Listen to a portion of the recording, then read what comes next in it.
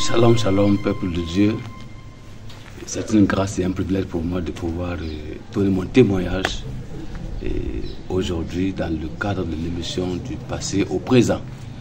Alors, avant de commencer ce témoignage-là, je vais recommander ce moment-là entre les mains du Seigneur afin que tout ce que je dirai soit pour la gloire de Jésus.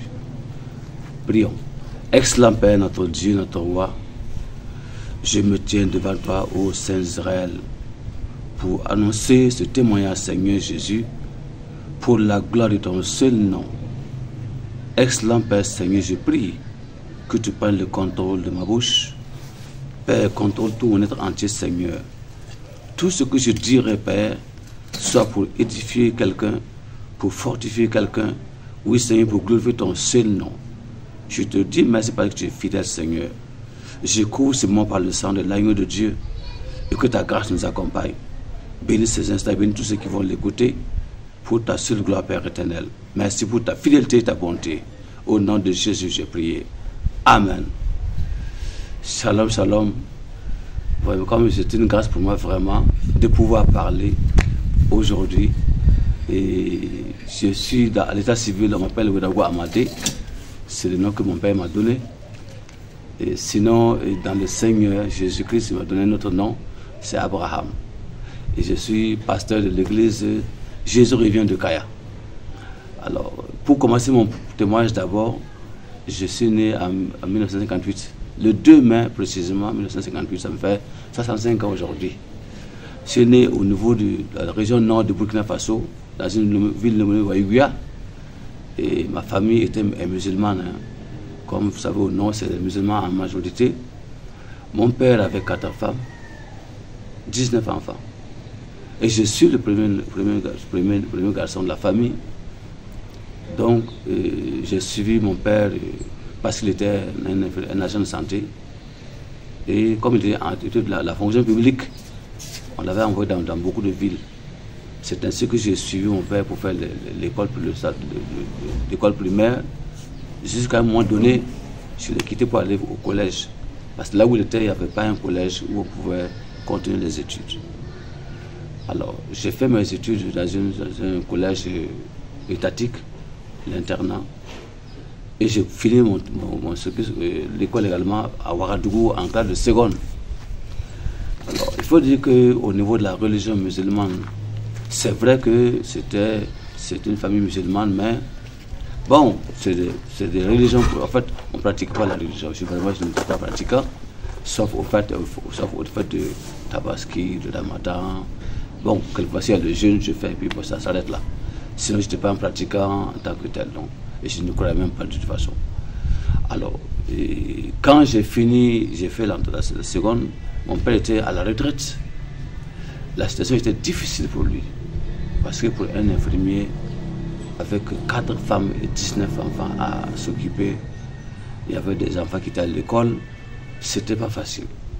Donc, j'étais obligé d'arrêter ma scolarité à la classe de seconde pour passer le concours des infirmiers d'État. Et effectivement, j'ai réussi à ce concours-là. J'ai fait la formation de 3 ans. Et à 18 ans, je suis sorti infirmier diplômé d'État. Alors, en son temps, vous savez, il y a plus de 30 ans de cela, la vie n'était pas comme aujourd'hui. Hein. Quand tu es infirmier d'État, avec le statut d'infirmier d'État, c'était quand même un statut un peu honorable. Et côté financier, c'était encore plus, en tout cas, c'était consistant. Mais n'étant pas chrétien, bon, ne pratiquant pas aucune religion, je veux dire que j'étais musulman, mais non pratiquant, je vivais comme je voulais. Donc c'est ainsi que j'ai commencé à fréquenter beaucoup de jeunes gens de mon âge. Et bon, c'était la belle vie, quoi. La vie de débauche, Et j'ai commencé à fumer la cigarette. Ça, c'était le premier faux pas que j'ai fait, parce que jusqu'à 20 ans, je ne fumais pas. Mais à partir de 20 ans, j'ai commencé à fumer la cigarette. Et à telle enseigne que je suis arrivé à un moment où je fumais 2 paquets par jour. Et toutes mes poches étaient perforées de tabac. C'est-à-dire que je fume, j'étais le mégot, je mets dans la poche, je monte sur mon auto, et comme ça, je roule là, le vent souffle et le tabac se rallume dans la poche. Et j'avais la plupart de mes poches. Oui. J'étais devenu un vrai fumeur. Ensuite, je suis tombé dans l'alcool. Vous savez, avec les copains, on sortait avec les copines, donc on faisait les soirées dansantes. Bon, il y avait l'argent, c'est vrai. On vivait comme on voulait, on ne pensait pas à l'avenir, bref. On croquait la vie à bel temps, comme on dit entre guillemets. Et la vie d'alcool a fait que ça va me plonger dans beaucoup de problèmes. Parce que quand tu t'habitues à l'alcool, les premières conséquences d'abord, c'est la santé physique. Deuxième aspect, le côté financier. Il y a eu un temps où je n'avais plus d'argent encore. Quand je n'ai pas mon salaire, c'est les dettes. Et j'étais obligé de rentrer dans les banques pour m'endetter, pour pouvoir maintenir le train de vie que je voulais maintenir. Et arrivé à un moment où j'étais tellement endetté que je ne m'en sortais plus. Alors, côté femme, en fait, j'avais des copines partout. Bon, et on sortait ensemble, on faisait la fornication, on faisait tout ce qu'on voulait. Donc aucun souci, on ne parle pas à rien concernant le Seigneur, concernant Dieu, la religion, pas du tout. Alors, et j'ai fait beaucoup de villes, parce que j'ai déjà fait d'abord le Nord, j'ai fait 3 ans là-bas, on m'a affecté à Dori, j'ai fait jusqu'en 1984, on m'a enlevé, on m'a envoyé à Ouara, et de Ouagadougou encore, j'ai quitté là-bas, j'ai fait 2 ans à Ouara, au niveau de la banque de Sandou Taï Algado. Et je suis parti, on m'a envoyé à la Tapoua. Ça, c'est vers le pays Gourmachema, l'Est, à 400 km de Ouagadougou. Alors là-bas, c'est vraiment des zones oubliées. Et quand tu es là-bas en tant que fonctionnaire, tu n'as pas le choix, c'est l'alcool, c'est les femmes, c'est les copains. Après le service, il n'y a rien à faire. Et à telle enseigne que je fréquentais les cabarets. Les buvettes, je fréquentais, les cabarets, je fréquentais. J'étais devenu un alcoolique patenté. Alors, ce qui va se passer, c'est que j'avais une moto de service. Et chaque fois quand je bois l'alcool, je tombe. Je fais des accidents. Et c'était devenu presque fréquent. Tout le temps, j'avais des accidents que je faisais. Et je tombais à cause de l'alcool. Et j'étais pourtant infirmier chef de poste. Bon, mais ce côté-là, vraiment, c'était un problème. Et je suis également. Jusqu'à un moment où mon père, qui était en retraite, il venait au Yatenga, au pays natal, au village natal, et il est tombé gravement malade. Et par la suite de sa maladie, il est décédé. Donc, étant le premier fils, j'étais obligé de demander une affectation pour repartir dans mon propre village, dans mon village natal à Ouaïga, pour m'occuper de cette grande famille-là. Alors, c'est pas simple. J'étais le seul fonctionnaire. Tous les petits frères et petites sœurs étaient des élèves.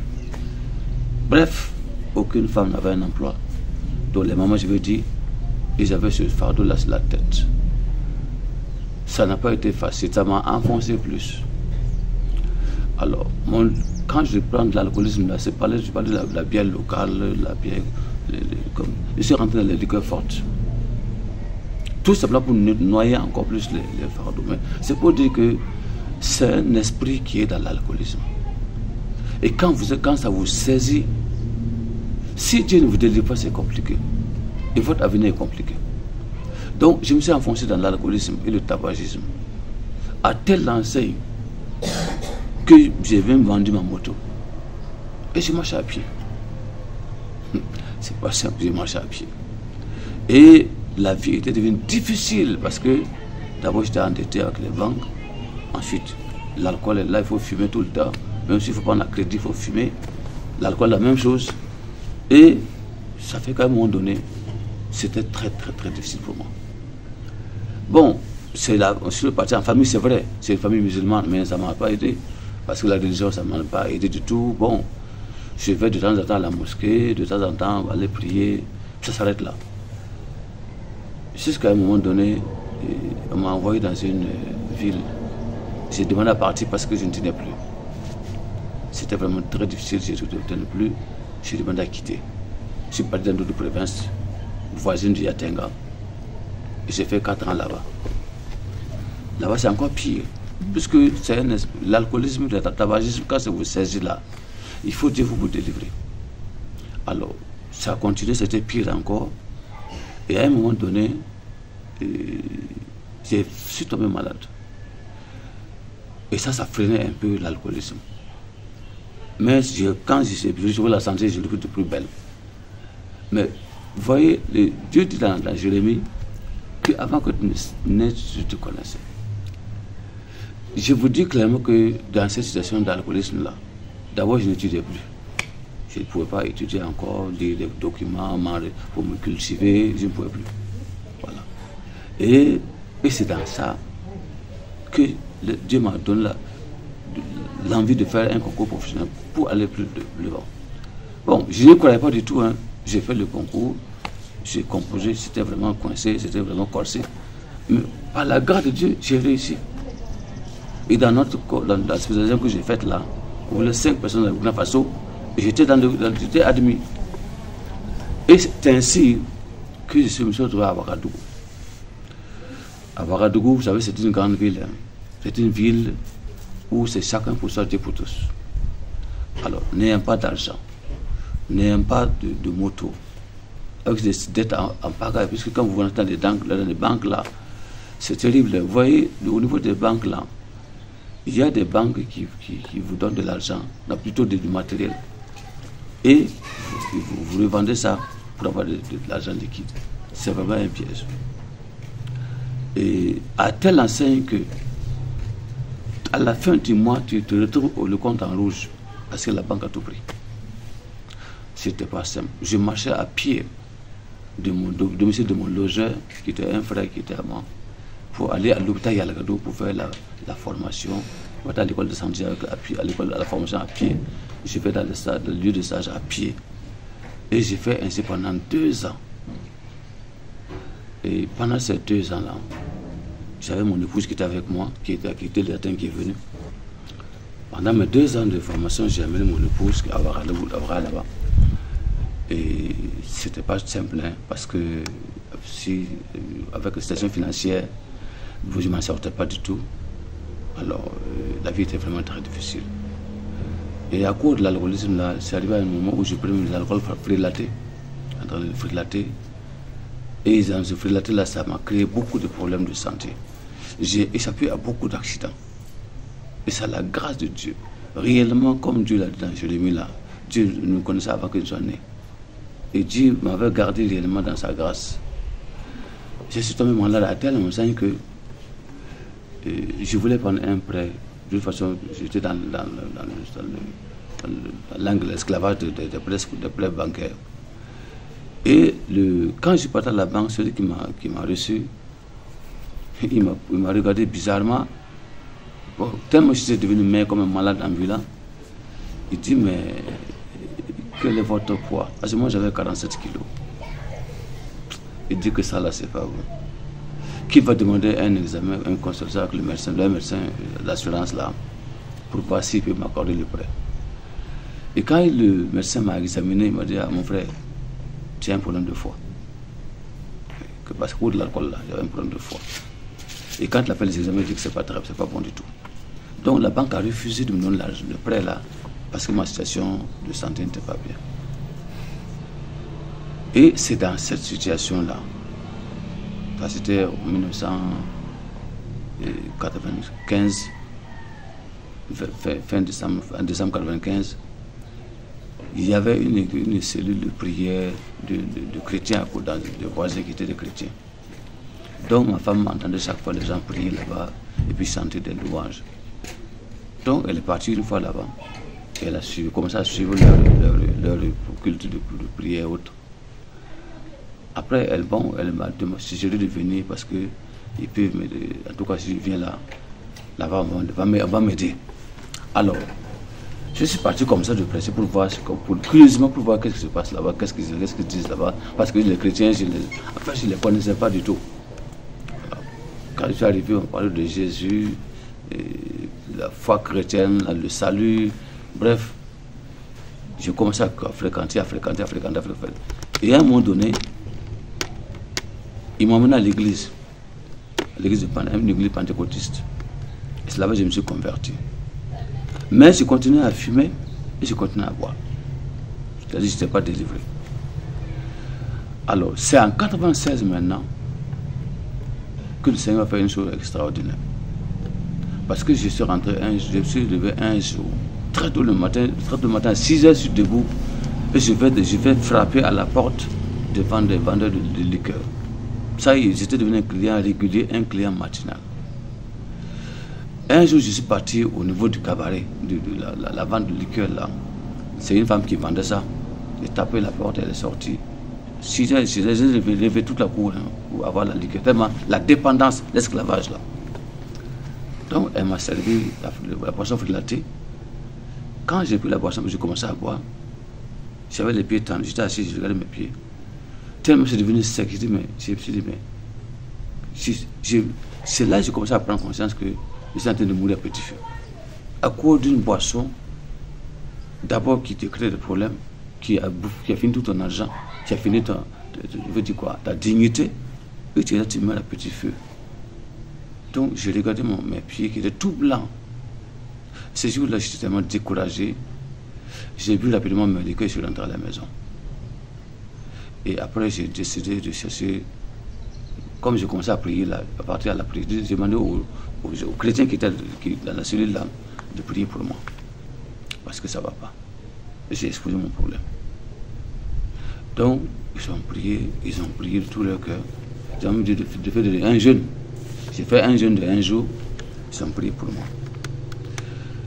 Et ce jour-là, quand ils ont prié pour moi, ce jour-là, je suis rentré me coucher. Et voilà le Seigneur Jésus que je ne connaissais pas, va se révéler à moi. Et dans le songe, je vois le Seigneur Jésus devant moi. Et je vois une multitude de malades, de personnes, je veux dire, tellement malades, avec des plaies partout. D'abord des plaies partout, des abus de sécurité, vraiment des misérables. Ils sont innombrables, ils sont nombreux. Et le Seigneur Jésus est au milieu d'eux. Et je suis là, je le regarde. Alors, je vois le Seigneur qui soigne chaque malade avec douceur, avec amour, patiemment. Il lave les plaies, il bande les plaies, il nettoie tout ce qui est sale, et il continue au prochain malade. Il a fait ainsi pour tous ceux-là qui étaient malades. Et je suivais, je le regardais faire jusqu'à la fin. Quand il a fini de soigner toutes ces personnes-là, il s'est retourné. Il m'a demandé, tu as vu ce que j'ai fait? J'ai dit oui. Va et fais ainsi. Il ne peut pas 5 francs. Il est parti. Le deuxième songe qui a suivi immédiatement, je tiens un pot, il y a une fleur dedans. La fleur est tellement jolie. Mais sur place, je me rends compte que la terre dans laquelle la fleur était en train de sécher seule. Et immédiatement, la fleur a commencé à sécher et à tomber. Je n'ai pas compris pourquoi. Et quand je me suis levé, j'ai entendu une voix qui me dit, si tu ne restes pas attaché à moi comme ça, là, comme la fleur a séché et tombé là, tu vas finir comme ça. Et depuis ce jour-là, j'ai lutté pour abandonner la cigarette, pour abandonner l'alcool. Donc, j'ai commencé à fréquenter l'église. Aller à l'église, j'étais à pied toujours, parce qu'il n'y a pas de moyen de déplacement avec mon épouse. C'est ainsi qu'on est devenu des chrétiens de l'église pentecôtiste, a été baptisé, comme vous le savez, le baptême de la voie large. C'était en 1996. Et on m'a fêté à Kaya. Quand je suis allé à Kaya, je ne connaissais personne, c'était une ville nouvelle. dans un état de pauvreté, hein, mais j'avais quand même le Jésus dans mon cœur, le Seigneur dans mon cœur. Vraiment, j'avais découvert le Seigneur Jésus et je savais qu'il était le Sauveur. Mais je n'avais pas de moyens. Bon, je ne savais pas où aller. Il y avait une église pentecôtiste, mais je savais où ça se trouvait. Et je devais aller à l'hôpital, à pied. Sans argent. Ma femme, elle laissait à Ouara, elle venait d'accoucher, elle laissait à Ouara le bébé. Je suis arrivé à Kaya, j'ai fait 3 mois. 3 mois. Et pendant ces 3 mois-là, pour manger, c'est difficile. Je n'ai pas d'argent, comment je veux. Puisque le salaire, mon salaire était presque nul à cause des dettes. Et Dieu faisait les choses. Le Seigneur est tellement bon. J'avais une voisine qui ne me connaissait même pas du tout. Mais chaque jour, Dieu tout son cœur, elle vient déposer un plat dans ma maison. Chaque jour, chaque jour, chaque jour. Et dans la maison que j'étais, c'était une maison délabrée. Je dis ça parce que j'ai vu la main de Dieu. J'ai appris à connaître le Seigneur Jésus à ce moment-là. Je suis vraiment qu'il y avait un Dieu vivant. La maison, puisque autant que j'allais à 96 à Kaya, c'était une petite ville. Les gens n'investissaient pas, donc c'était des vieilles maisons. Pour avoir une maison pour louer, c'est difficile. Quand tu vois, c'est vraiment des maisons délabrées. Donc j'étais dans une maison délabrée. Il y avait plein de scorpions. Toutes les nuits, quand il fait chaud, les scorpions sortent. Ils remplissent la maison, remplissent le salon. Et j'avais une natte. Et chaque soir, je dis au Seigneur, vraiment, tu sais que j'ai peur des scorpions. Parce que si le scorpion pique, je vais faire 48 heures avant que la douleur cède. Vraiment, Seigneur, s'il te plaît, aide-moi. Je n'ai pas de lampe. Donc, et j'avais un seau et de l'eau. Avec un gobelet, je buvais de l'eau parce qu'il faisait chaud. Quand la nuit, je me lève, je bois plusieurs fois. Je mets le gobelet, je bois, je dépose. Et un jour, je me lève le matin. Je me rends compte que le gobelet que j'étais pour boire l'eau là, il y a beaucoup de scorpions qui sont tombés, qui sont morts dedans. Ça veut dire, il y a des scorpions qui sont montés sur le gobelet. Si, je ne sais pas ce qui s'est passé, si j'avais bu le gobelet avec les scorpions là, ils allaient me piquer la bouche. Mais j'ai fait plus de 3 mois dans la maison, aucun scorpion ne m'a piqué. Et jusqu'à j'ai trouvé notre maison, j'ai fait venir mon épouse. J'ai continué à fréquenter. Là maintenant, j'ai commencé à fréquenter l'église pentecôtiste. J'ai découvert c'était, j'ai commencé à fréquenter l'église pentecôtiste. C'est ainsi que je suis devenu un membre de l'église de Pentecôte. Depuis 1996 jusqu'en 2020. Mais il y a un événement qui va se passer qui m'a beaucoup marqué. Parce qu'en 2000, en l'an 2000, il y a un témoignage d'un enfant de 11 ans qui s'appelle Fernand Menkouni. Et notre maman Elisabeth qui a donné son témoignage sur Jésus, que Jésus vient là, était dans la même église que cet enfant-là. C'est la mission Alpha. Mais le témoignage de cet enfant-là a vraiment été véhiculé dans tout le Burkina Faso. La plupart des pasteurs ont écouté le témoignage de cet enfant-là. L'enfant a témoigné dans sa rencontre avec Jésus-là, le dépouillement de la sainte doctrine. Exactement la sainte doctrine. Ça m'a touché, ça m'a donné à réfléchir. Et je voyais ce qui s'est passé de façon concrète dans la vie des chrétiens. Je dis, mais il y a quelque chose qui ne va pas. Ce que l'enfant dit, c'est tellement cohérent, c'est tellement vrai. À telle enseigne que, même à son temps-là, il y a même des hommes de Dieu du Burkina Faso qui sont des hommes de Dieu connus dans les médias, qui ont invité l'enfant dans les églises pour faire des programmes, pour que l'enfant témoigne, pour que tout le monde entende. Parce qu'il a parlé du dépouillement. Il a parlé des mèches, il a parlé de beaucoup d'oreilles, il a parlé de vernis, il a parlé de bracelets, il a parlé de vous avez sexy. Il a parlé de tout ce qui le Seigneur, il a tout dit. Le Seigneur lui a parlé de ça. Et le Seigneur lui dit clairement que toutes ces personnes que tu vois là, qui sont avec des tenues de ces appels là, ils seront en enfer. L'enfant a témoigné et ça m'a touché. Je l'ai enregistré. À ce temps, c'était les bandes magnétiques que j'ai enregistré son témoignage là. Et quand j'ai enregistré son témoignage, je repasse le témoignage chaque fois. Et je lis la Bible. Et j'ai fait écouter ce témoignage-là à beaucoup de personnes. Même dans l'église où j'étais, parce qu'à un moment donné, on m'a nommé comme ancien, diacre après ancien de l'église. J'étais responsable d'une assemblée. Alors, toujours dans la vie spirituelle, là, ce qui va encore me marquer, il y a un autre témoignage qui est venu. Il y a le témoignage d'un enfant, je ne sais pas, c'est l'Amérique centrale, l'Amérique du Nord, l'Amérique du Sud. Une petite fille de 11 ans également, qui a fait le témoignage, l'expérience de l'enfer, avec les mêmes témoignages. La petite s'appelle Naïle Gomez Outou.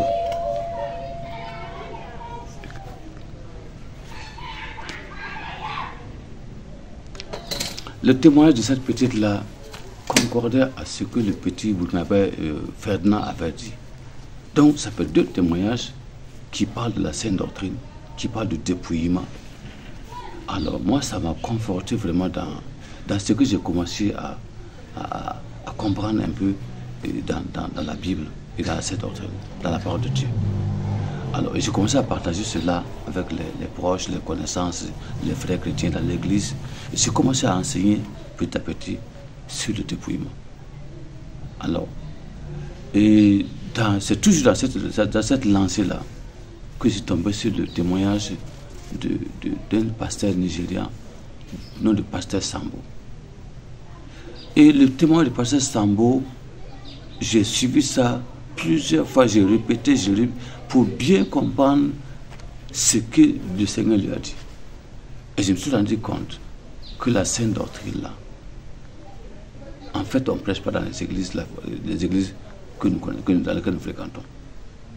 J'ai commencé à prêcher, à faire des enseignements, à faire des témoignages, à faire sortir ces témoignages-là au niveau de l'église. Il y avait plusieurs églises, des assemblées d'Akaya, je les fais sortir partout. Même dans ma maison, toute ma famille, mes enfants, tout le monde suivait ces témoignages-là. Et mon épouse a commencé à se dépouiller également. Enlever ses mèches, enlever ses boucles d'oreilles, enlever tout ce qui est... Ces appels-là, elle les a tous enlevés, jetés.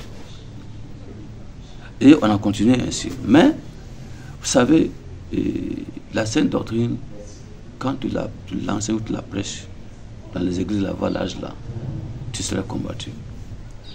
Donc, un moment est arrivé, quand je donne un message ou quand je prêche, quand je fais un enseignement sur ça, là, il y a des fidèles qui sortent, ils vont appeler le pasteur ou aller voir le pasteur à la maison, le pasteur principal, ou bien appeler pour dire que voilà ce que j'ai enseigné, c'est ça et ça et ça. Sur ça, les mèches, on lui dit non, on leur dit non, c'est pas vrai. C'est pas vrai. Donc, du coup, mon témoignage ne servait à rien. Et ça m'a découragé. Alors, je suis tombé sur le témoignage de Raïssa, avec le groupe Jésus revient. Quand j'ai suivi le témoignage de Raïssa, en même temps, j'ai vu aussi le témoignage de Linda, de la Sierra Leone. Alors, je me suis dit, là, vraiment, là, il n'y a rien à faire.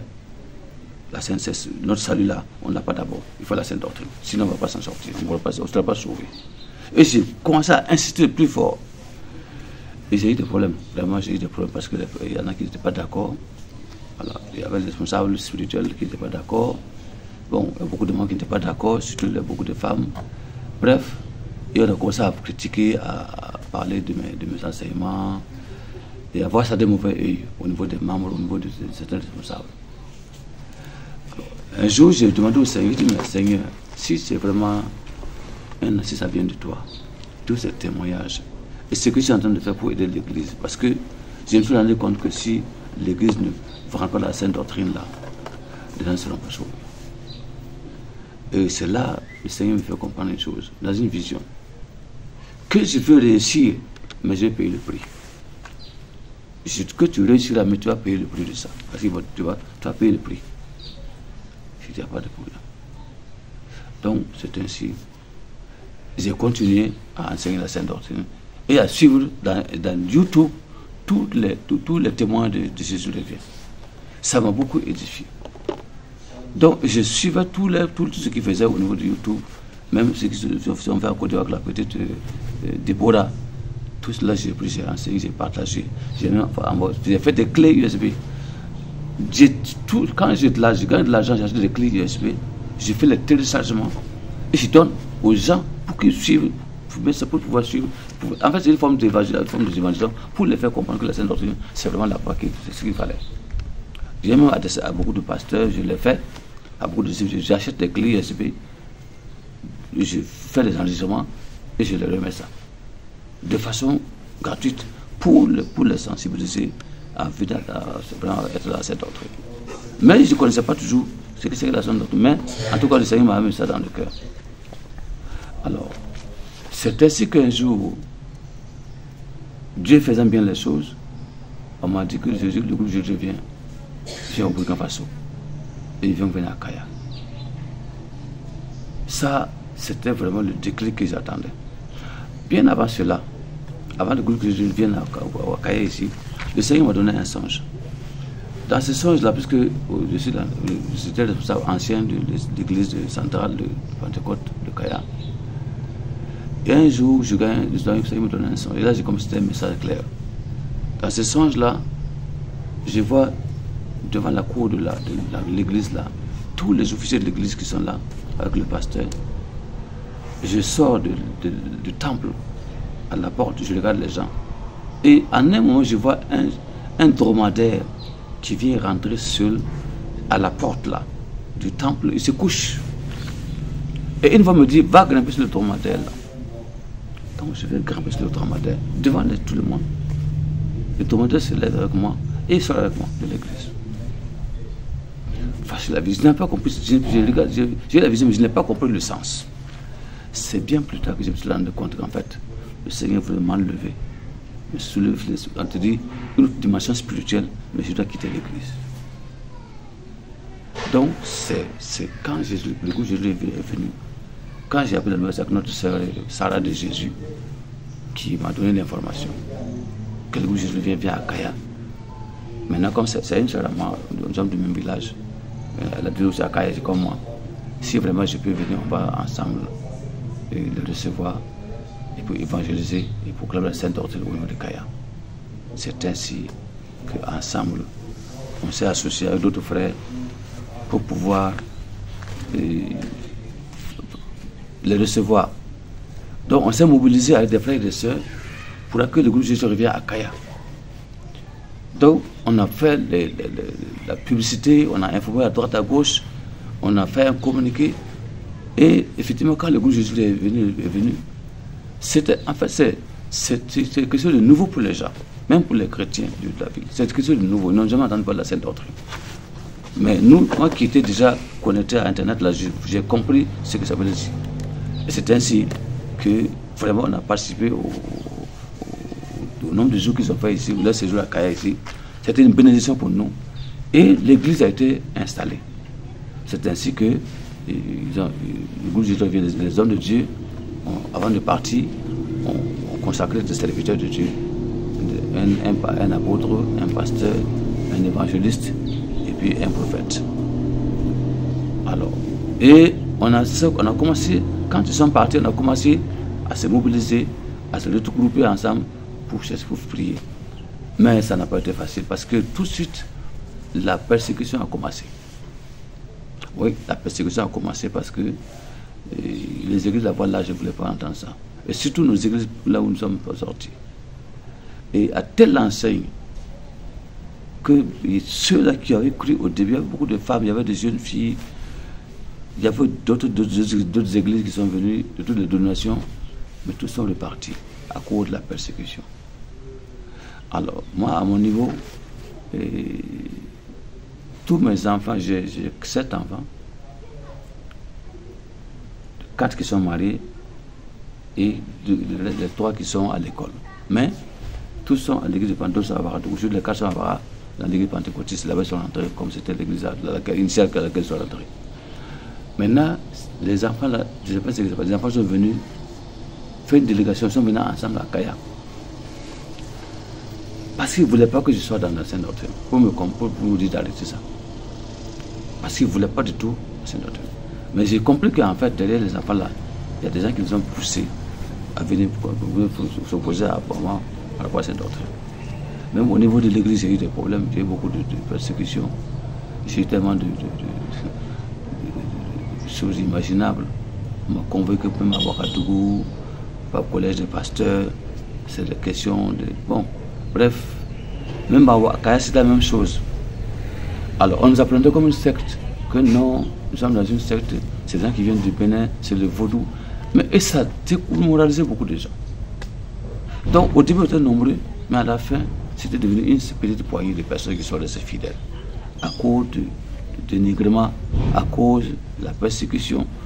Et bref, les gens se sont découragés et sont partis. On a tenu quand même bon. Jusqu'à ce qu'une deuxième fois encore, le groupe Jésus devient à Kaya. Et ça encore s'est mobilisé. On a amené encore des frères et des sœurs dans l'organisation. Beaucoup se sont convertis. Des jeunes filles sont venues, des hommes, des jeunes gens sont venus. Ils ont entendu le message. Il y en a qui ont pris le baptême d'eau au nom de Jésus. Et la persécution, après quand le groupe Jésus est reparti, la persécution a repris de plus belle. Et encore beaucoup sont partis. Il y a même un des ministres qui a quitté à cause de la persécution. Donc, ça n'était pas facile pour nous. Alors, mais Dieu est fidèle. Quand nous avons été baptisés d'eau, après le départ des hommes de Dieu du Bénin, après notre premier culte qu'on a fait à Kaya, là même nous, le Seigneur me dit clairement, ça c'était une voix audible. Il dit que des 3 choses qu'il m'a donné ce jour-là, il dit, vos noms sont inscrits dans le livre de vie. Deuxièmement, il donne Ézéchiel 36. Je vous laverai d'une eau pure. J'ôterai toutes vos souillures de vos cœurs, comme il a dit à Ézéchiel. Je vous donnerai un cœur nouveau. Et troisième chose, il dit, soyez fidèles dans les dîmes et les offrandes. Donc, quand on a fait la réunion, j'ai partagé ça avec les frères. Effectivement, ça fortifie les gens. Donc, on a continué de plus belle. Et les révélations venaient. Presque toute l'église, comme on dit dans Joël 2,28 là, réellement l'Esprit de Dieu était répandu. Les gens recevaient toutes sortes de révélations. Et des choses fortifiantes. Et ça a vraiment galvanisé, ça donne la force pour résister à tout. On n'était pas nombreux, mais on était heureux, on était contents. Parce que réellement, on ne s'est pas trompé. Comme le Seigneur nous fait croire, on ne s'est pas trompé. Alors, c'est ainsi que nous avons un lieu de culte qu'on avait initialement. Nous avons commencé à faire le culte là, c'était à côté de mon domicile. On a investi, on a fait un hangar, on louait le Seigneur là-bas. C'était une zone musulmane. Bref, et les frères du locataire de la maison ont dit à leurs frères là, toi tu es musulman, nous sommes tous des musulmans, et tu donnes ta cour à des protestants, des gens qui fassent du bruit tout le temps pour nous déranger ici. Il faut les chasser. Il est venu nous dire clairement, ah, je vous aime bien, mes frères vous disent de vous chasser. Je vais vous chasser. Quittez ma cour. Donc on a quitté. On est parti dans louer encore une autre maison, ça a été au CTC de Kaya. On a commencé à faire le culte, c'est du mini-villa qu'on a loué. Et quelques mois après encore, là encore nous chasse. Alors, notre sœur Rachel, elle est enseignante. Son mari est une autre église, l'église Assemblée de Dieu. Mais c'est un frère, vraiment il n'est pas comme les autres. D'abord, il est très gentil, très compréhensible. Il est prêt à aider quelqu'un en difficulté. Alors, il nous a ouvert sa maison. Il dit, venez. Je ne sais pas avec vous, c'est vrai, mais en tout cas, je n'ai pas de problème. Venez dans ma maison. Le temps que vous voulez. Ma maison est ouverte pour vous. Il avait une grande maison. C'est ça, il nous a donné, on fait nos cultes là-bas. Et petit à petit, les gens maintenant commencé à venir là-bas. Et on a commencé à se fortifier. Et il faut dire que, en réalité, le Seigneur a toujours fortifié l'église parce que chaque fois Dieu parle, et Dieu nous révèle les pieds de l'ennemi. Et surtout, Dieu, le Seigneur nous révèle l'enlèvement. Et les gens reçoivent les résultats de l'enlèvement. Et quand ça, et même des prophéties, quand ça s'accomplit, c'est ça qui nous a encore fortifié. Et ça nous donne l'assurance qu'en réalité, nous sommes sur le bon chemin, nous sommes sur le chemin du ciel. Alors, on a persisté ainsi jusqu'à un moment donné, notre sœur Sarah de Jésus qui avait une parcelle au secteur numéro 4 de Kaya. Elle dit bon, qu'elle a une parcelle qui n'est pas exploitée. Si nous voulons exploiter, bâtir un temple, il n'y a pas de problème, elle va nous céder ce terrain-là pour bâtir le temple. Parce qu'on s'est rendu compte, bon, c'est vrai qu'on est dans la cour d'un frère qui était de l'église. Il faut dire entre parenthèses que lui aussi il est persécuté parce que comme il est de l'église, ils ne sont pas d'accord que l'église vienne dans sa maison. Ils ne sont pas d'accord, mais c'est lui à sa cour. Mais lui, ce n'est pas son problème. En fait, il fait fi de ça. Vraiment, il a un courage, il ne sait pas lui ce qu'il a décidé de dire. Pour ça, en tout cas, il est vraiment félicité. Alors, mais c'est une cour familiale. C'est dans une famille, c'est dans un quartier. Donc, on ne peut pas faire toutes les activités là-bas. C'est difficile. Pour faire une veille de prière, c'est compliqué. Donc, on s'est dit, bon, si on gagne un terrain, on peut exploiter ce qu'effectivement Dieu a exposé. On est le terrain. Dieu faisant bien les choses, Dieu nous a bénis. Nous avons eu un peu d'argent. Et on a fait un investissement à hauteur de 2 500 000 pour une maison et un temple. Alors, maintenant, là où je vais un peu revenir, vraiment le Seigneur est vraiment fidèle. Vous voyez, la sainte doctrine là, si le Seigneur ne vous touche pas de façon particulière, quoi, si Dieu ne vous touche pas de façon particulière, c'est difficile d'accepter la sainte doctrine. Parce que vraiment, c'est vraiment difficile. Alors, il y en a qui sont venus dans l'église, hein, mais ils sont repartis. Parce qu'ils ne pouvaient pas supporter. L'église est arrivée à un point où on n'a pas de collaboration, aucune église. Puisque nous sommes sur la sainte doctrine, aucune église ne collabore avec nous. Un jour, on a décidé de faire un message d'évangélisation au niveau de la radio. Alors, quand on a fait le programme d'évangélisation à la radio, on a fixé le jour, on est parti voir le propriétaire, celui qui gère le propriétaire de la radio là, la radio évangélique, une radio FM. Il n'y a pas de problème, vous pouvez faire. Il a même dit qu'il va ajouter un autre temps pour nous. Mais dans la nuit, voici ce que le Seigneur montre. Je vais à une évangélisation avec les frères là. J'avais des chaussures neuves. Et pendant que j'étais occupé, j'ai dit à quelqu'un de prendre mes chaussures, garde, je vais évangéliser par le frère que je peux le venir. Je donne mes chaussures toutes neuves à cette personne, je le confie. J'ai fini ce que je dois faire, je le viens trouver que les chaussures ont disparu. Je lui dis, mais mon frère, où sont mes chaussures? Ah, que je ne sais pas, il a répondu ça, mais il ne voit plus ça. Je lui dis, mais comment ça?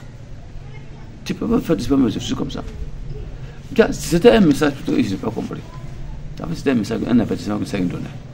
Puisque les chaussures, ça représente l'évangélisation. Alors, quand on a fait l'émission, on s'est accordé pour des heures d'évangélisation. Mais celui qui était le gérant de la station, la station FM là, c'est pas le directeur, celui qui était le gérant, nous a feinté. En fait, les heures qu'on avait fixées là, il a dévié ça. À les mettre à des heures où les gens n'écoutaient pas la radio, à des heures tardives. Mais on a attendu, on s'est fixé le samedi dans l'après-midi. À partir de 14h, les gens sont à la maison, ils écoutent. Mais toi, tu bouges jusqu'à lundi soir, dans la nuit. Pour faire quoi? Donc, et deuxième fois qu'on part encore, et ça même, il a traîné, on appelle pour demander pourquoi tu ne fais pas sortir. Depuis qu'on a fait l'enregistrement, ça ne sort pas. C'est là qu'on a compris qu'en fait, l'évangélisation n'a pas passé. Il a bloqué ça de façon sciemment, il a fait ça, et on n'a pas compris pourquoi. Pourtant, les autres églises font des messages de prédication et ça passe aux heures qu'ils ont fixées. Mais nous, on donne des heures, font des... Alors, nous avons compris qu'en fait, nous étions des indésirables. Voilà, on ne voulait pas que nous parlions à la radio. Parce que quand ils écoutent notre message là, ça n'a rien à voir avec les messages que les autres ont l'habitude de prêcher au niveau de les antennes. C'est là qu'ils ont fait le blocage. Voilà. Et de façon, ce que je vais ajouter, je me rappelle, le groupe Jésus le Vient avait proclamé un jeûne de 7 jours. Et on a mobilisé toute l'église pour participer à ce jeûne de 7 jours-là. Et pendant le programme, le Seigneur nous a donné une vision. Et dans cette vision, je vois le ciel ouvert. Et une forte lumière était au niveau de l'ouverture dans le ciel. Et de l'eau jaillissait et arrosait l'église Jésus Revient de Kaya. Et je cherchais à comprendre, dans la vision, je cherchais à savoir, voir l'orifice du tourment pour ne pas voir quoi de la lumière qui chantait. Donc ça nous a montré clairement que l'église sera bénie. Ça veut dire que la Sainte Doctrine allait nettoyer l'église, la purifier et la sanctifier. Une autre vision que le Seigneur a donnée, et ça encore ça nous a fortifié, vraiment le Seigneur nous corrige. Et à tel enseigne qu'il y a eu un temps où tous les dimanches, avant le dimanche là, Dieu donne toujours le message à prêcher pour le dimanche prochain. Il donne toujours le verset à méditer, à s'appuyer le thème à méditer, et puis faire le message. Cela a été fait pendant longtemps. Donc chaque fois il y a un message qui vient pour le dimanche. Et on prie, on s'appuie sur ça, on fait la prédication. Et la dernière chose que je vais partager, c'est la dernière révélation. Ça c'est juste avant la venue du groupe Jésus le Vient à Kaya. Dans cette vision, nous sommes en salle de classe. La salle de classe là, avec tous les membres de l'église, les serviteurs, les servantes, tout le monde on est assis en salle de classe comme à l'école, sur le table banc. Il y a un tableau. Et c'est comme un devoir qu'on devait faire. Et c'était l'évangile Jean Gratien qui devait administrer le devoir. Donc, tout le monde était assis, on a pris nos feuilles, les feuilles de devoir, et on a écrit sur le tableau là, et il a une seule phrase. Hein. Et la phrase dit clairement quels étaient les objectifs principaux de la venue du groupe Jésus Revient à Kaya. Voici la question qui était posée au tableau, dans le songe là. Et chacun a commencé à réfléchir et à écrire.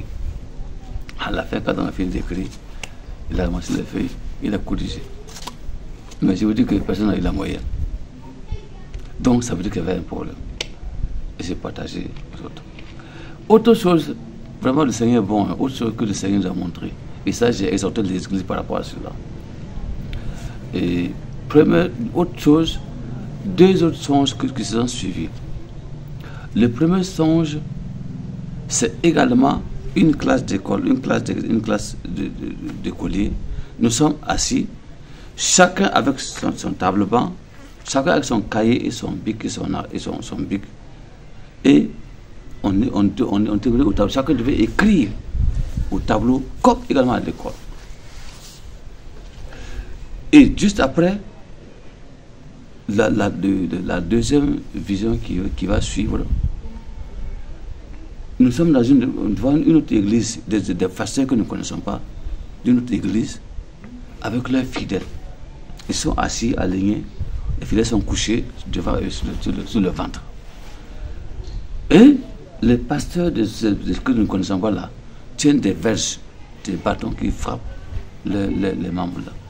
Et ils se blessent, on voit le sang gicler sur le dos. Mais en fait, on n'a pas compris pourquoi ils battent leurs disciples comme ça. Et c'est après un des pasteurs qui dit non, on est en train de les habituer à la souffrance. On dit ah bon? Oui, on les habitue à la souffrance. Alors, je n'ai pas très bien compris. Donc, quand ils ont battu, ils se sont levés. Il y a un des disciples, des membres de cette église-là, qui était tellement blessé, tellement souffert qu'il avait une pirogue qu'il tenait avec la main. Il a pris sa pirogue, l'a posée, j'étais pu partir. Quand je me suis levé, je ne comprenais pas. Je dis, mais ça veut dire quoi? Le Seigneur me dit, il y a deux choses. Vous devez aller à l'école de la parole. Deuxièmement, il faut aller à l'école de la souffrance. Parce que vous ne savez pas ce qui vient de vous. Bon, je dis, d'accord, Seigneur, merci. Je partage l'église. Je dis, vous voyez, il faut qu'on s'efforce. Les enseignements là, il Il faut savoir ça. La parole, la scène d'ordre, la parole pure. Il faut qu'on l'ait tout le temps. Il faut qu'on nourrisse notre âme là, notre esprit de tout le temps de la parole. C'est très important. Ça nous fortifie, c'est notre nourriture. De façon, le Seigneur a promis ça déjà. Et il faut aller à la souffrance. Si on n'apprend pas à se sacrifier, à se consacrer, à supporter beaucoup de choses, ça c'est l'école de la souffrance là. Si une persécution vient réellement là, vous faites comment? Donc en réalité, le Seigneur dirige l'Église elle-même, lui-même. Et c'est là qu'on a compris que le Seigneur est dans son Église. Et ça nous a beaucoup fortifiés.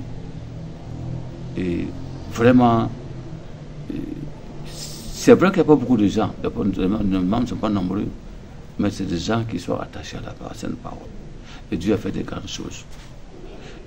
Récemment, il y a un jeune homme, un petit garçon de 15 ans qui a suivi ses parents qui ont fui les zones de djihadisme là. Le village a été attaqué, son papa a fui avec sa famille, venu vers chez nous, vers chez moi. Ils ont fait une espèce de tente face à notre maison. Mais l'enfant était malade depuis des années. Papa a soigné, fatigué, il n'en pouvait plus. Donc, comme on avait une cellule de prière au niveau de ma maison là-bas, chaque soir on prie, chaque soir. Donc, ils entendaient la voix de la prière. Là. Et un matin, il vient me dire, ah, pasteur, je vais te confier mon enfant parce que demander la prière pour lui. Parce qu'il a expliqué tout. L'enfant est mort depuis des années, ils ont tout fait. L'enfant fait des crises, il fait des crises de douleur.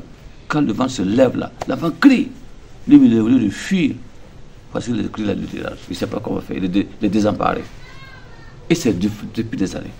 Il a traité fatigué. Donc, on a commencé à prier pour l'enfant là. Une semaine après, tout était fini. L'enfant n'a plus eu de douleur. C'est tout sans médicaments. On a prié, Dieu, le Seigneur l'a guéri. Et c'est ainsi que le papa est venu un jour. C'est un catholique. Hein. Il dit, pasteur, votre enfant là, c'est pour toi maintenant, je vous le confie. Il va rester avec vous, faites de lui ce que vous voulez. C'est votre enfant maintenant. C'est ainsi que Joseph s'est converti, il est devenu chrétien. Et il vient à l'église avec nous. Vraiment, le Seigneur a fait de grands choses. Il y a même des femmes musulmanes qui viennent, qui sont converties dans la sainte doctrine, mais elles se cachent parce que leurs maris sont musulmans. Toutes les familles sont musulmanes. Et quand elles prient, elles vont à la maison, quand c'est l'heure de la prière musulmane, là, elles font les ablutions comme tout le monde, mais elles prient au nom de Jésus. Et ça, c'est jusqu'à 3 ou 4 femmes comme ça. C'est pour dire que les gens, ils commencent à comprendre ce que la sainte doctrine. Ils arrivent à découvrir vraiment. Il y en a qui ont fait des églises, toutes des églises en Kaya ici, avec des esprits mauvais. Et quand vous savez, quand c'est dans les églises, certaines églises, vous allez seulement prier, vous tombez comme des choses, puis on dit que non, vous êtes délivré, alors que c'est faux. Et ça recommence encore. Donc tous les jours, on prie, ils tombent. Tous les jours, on prie, ils tombent. Ça finit jamais. Donc ils ont compris que ça, à l'époque, c'est pas vrai. Et quand ils apprennent quand ils ont su qu'il y a une église qui est là, qui est vraiment vivante là, et maintenant ils commencent à venir là-bas.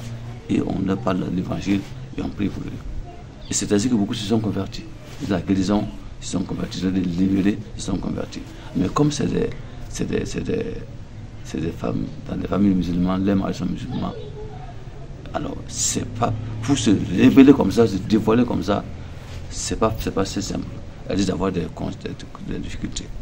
Voilà. Donc, il y a beaucoup de choses qu'on pouvait dire. En fait, c'est un résumé de la vie de l'Église de KFJD et de mon propre témoignage.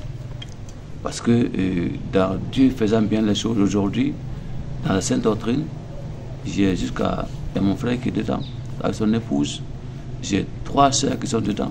J'ai 2 nièces qui sont dedans, qui se sont converties dans la Sainte Doctrine. Ils étaient dans l'église de la Voie large, ils sont venus dans la Sainte Doctrine. Alors, vraiment, c'est une grâce que Dieu nous a faite. Parce que d'abord, même dans l'évangile, quand moi je me convertis en 1996, là, les gens ont entendu le témoignage de ma vie qui a été transformée. J'ai abandonné l'alcool, j'ai abandonné la cigarette à cause du Seigneur Jésus. Et beaucoup sont venus au Seigneur. Ils sont restés à Broussoa, à Baratou ou d'autres ailleurs. Et dans une famille de 19 enfants, il y a près de 11 qui sont convertis à la foi chrétienne. Et dans la Sainte Doctrine, actuellement nous sommes 8. Donc le Seigneur vraiment a fait de grandes choses. Réellement, et le Seigneur ma reconnaissance au Seigneur, c'est que le Seigneur m'a fait grâce vraiment. J'ai fait la fonction publique, j'ai fait 35 ans de service.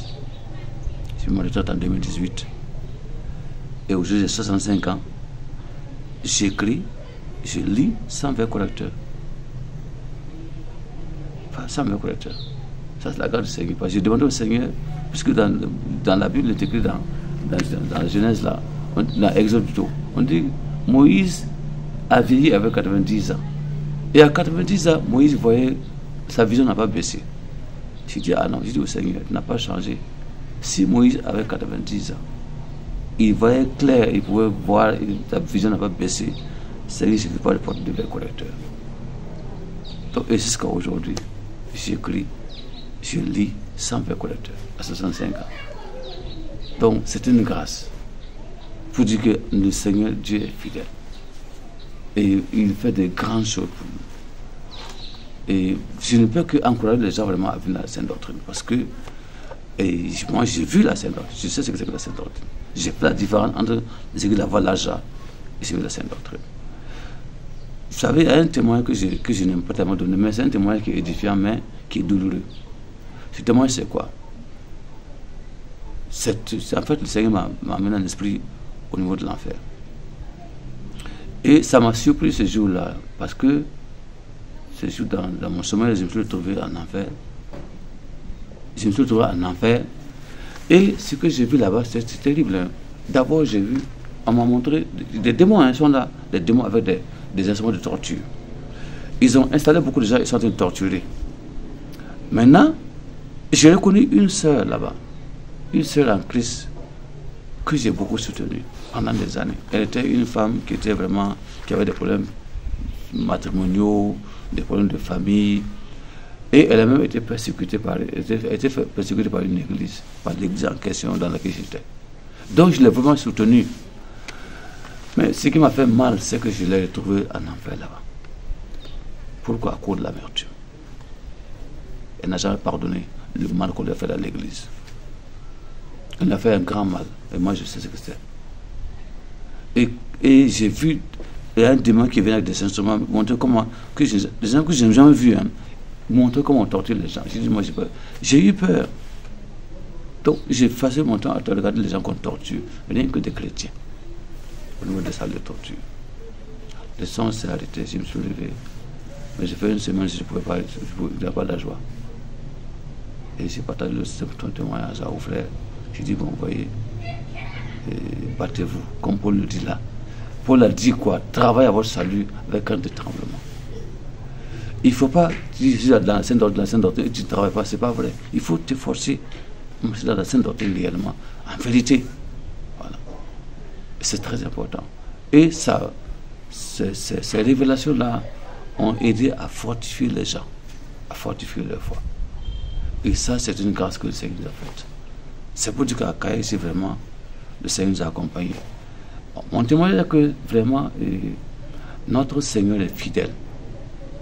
En fait, depuis ma naissance jusqu'à aujourd'hui, là, toute ma vie est un témoin que Jésus est vraiment bon, que Jésus est vivant, il est Dieu. Même quand je ne le connaissais pas là, mais j'ai tellement échappé à la mort plusieurs fois. Mais je sais que c'est la main du Seigneur Jésus. Et je ne peux que rendre grâce à Dieu parce que Jésus fait encore des merveilles. Donc, je témoigne ainsi pour encourager les frères et les sœurs, pour exhorter ceux qui ne connaissent pas encore le Seigneur Jésus. Encore plus nos frères qui sont dans la voie large là. En réalité, c'est pas la voie du salut. C'est maintenant que je comprends que la Sainte Doctrine là, c'est la vérité. Je comprends que la Sainte Doctrine là, c'est le chemin que le Seigneur nous a tracé. Et vraiment, j'invite les uns et les autres à faire le pas. Le problème au niveau de nos églises là, j'ai dit ça à plusieurs pasteurs, vous voyez, si vous voulez la vérité là, laissez vos réflexions qui sont charnelles là, cherchez la face de Dieu. Priez le Seigneur sur vos genoux pour voir connaître la vérité. Le Seigneur va vous parler. Parce que le Seigneur est vivant. Un homme peut mentir, mais Dieu ne ment jamais. Tu te le cherches tout ton cœur, tu le verras, comme il a dit dans sa parole. Cherchez-le, vous le verrez. Vous saurez la vérité. Et vous pourrez aider beaucoup de gens. Il y a tellement de révélations dans les mains où des gens sont restés, des pasteurs sont restés. Il y a même des révélations où des membres d'église ont pris des bâtons, des haches pour tuer le pasteur parce qu'il les a fait, il les a pas de la vérité. Au niveau dans les églises ici. Mais c'est un des témoignages, quand vous les donnez aux gens, ils croient que ils ne croient pas. Donc le Seigneur est vivant. Et Dieu parle. Et Dieu exhorte. Et le Seigneur, c'est lui qui dirige son église. Comme c'est lui qui a lui révèle, c'est lui qui bâtit son église. Il y a des sœurs qui sont venues à l'église parce que le Seigneur leur a montré que le Jésus est à Kaya ici. Des sœurs dans l'église à large. Dans un sens, le Seigneur dit l'église Jésus est à Kaya ici. Il cherchait à connaître l'église, puis venir. Et témoin. Il dit, voyez, c'est la mère de Dieu qui bâtit, c'est pas elle, non. Donc c'est une grâce pour nous. Vraiment, j'encourage les gens à venir à la Sainte Doctrine, à chercher Dieu tout leur cœur. Parce que le Seigneur est vivant. Jésus est vivant. Ça, il n'y a rien à dire. Moi, j'ai ce témoignage-là. Donc, au niveau de Kaya ici, nous avons, à cause des distances-là, nous avons institué 4 lieux de prière, des cellules de prière, pour l'édification de nos frères et sœurs. Donc, il y a une cellule au secteur 6 ici, c'est Madame Sarah de Jésus. Il y a une cellule de prière, c'est l'apôtre Jérémie. Ça, c'est au secteur 6, ça, c'est un peu loin encore. Il y a une cellule de prière chez moi, également, Pasteur Abraham, au secteur 3. Et une cellule de prière chez Madame, notre sœur Rachel. Voilà, ça, c'est au secteur 5. Donc, on a fait ainsi pour que les gens puissent pouvoir venir prier. Voilà. Et on a un temple central qu'on vient de construire. Donc, vraiment, c'est pour inviter les gens à venir.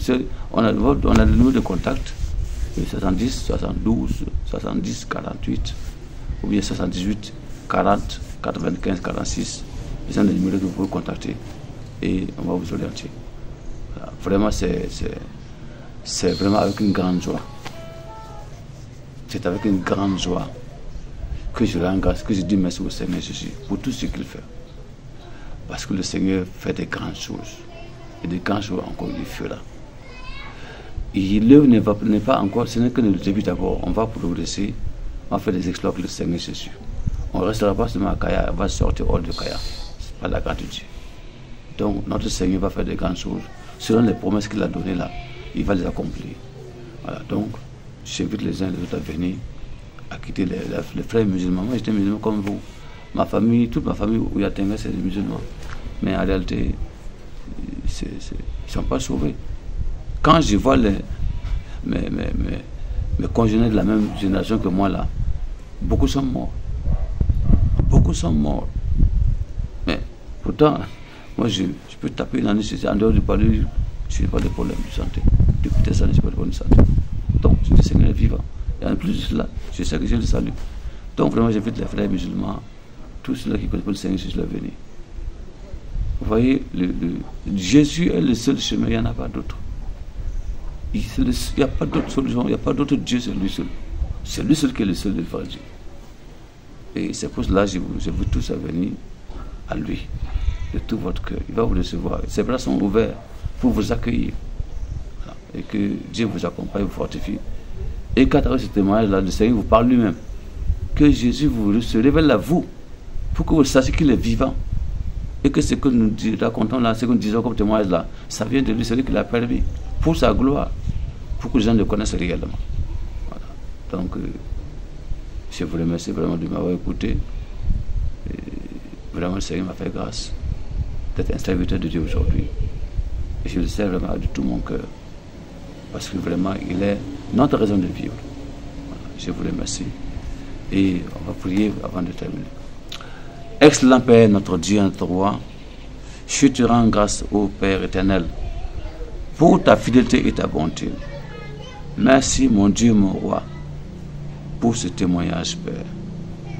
Je te prie, Père éternel, que ce témoignage soit pour ta gloire et ta gloire seule. Je prie encore, Seigneur, que des âmes vont entendre ce témoignage et que tu vas les toucher et qu'ils vont se donner à toi, Seigneur, pour avoir le salut. Dieu vivant, je ne suis qu'un instrument, un vase entre tes mains. Je te prie, Père, toi qui es vivant, Seigneur Jésus, de parler. Parle, Seigneur Jésus, car tu parles tantôt d'une manière, tantôt d'une autre, Seigneur Jésus. S'il y a encore des gens qui sont incrédules, qui ne croient pas, Seigneur, touche-le. Seigneur, parle-le.